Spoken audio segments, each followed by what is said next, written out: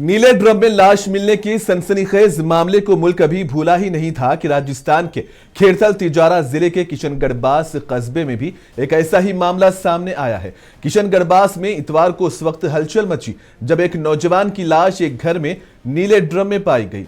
Drum से आने वाली बदबू के बाइस घर के मालिक ने पुलिस को इत्तला दी। पुलिस ने मौके पर पहुंचकर ड्रम को खोला तो लाश मिली जिसमें नमक मिलाकर पिघलाया गया था। पुलिस ने एफएसएल टीम को बुलाकर जाए वक़ुआ से शवाहिद भी इकट्ठे किए। फिलहाल पुलिस ने लाश को पोस्टमार्टम के लिए अस्पताल के मुर्दाखाने में रखवा दिया है, जबकि इसकी बीवी और बच्चे भी घर से गायब हैं और यह नौजवान किराए पर मकान में रहता था, जिसकी शनाख्त हंसराज उर्फ सूरज साकिन यूपी के तौर पर हुई है। नौजवान तकरीबन 1.5 माह कब्ल यहां रहने आया था और ये नौजवान ईंटों के भट्टे पर काम करता था। इस मामले में मजीद तहकीकात की जा रही है।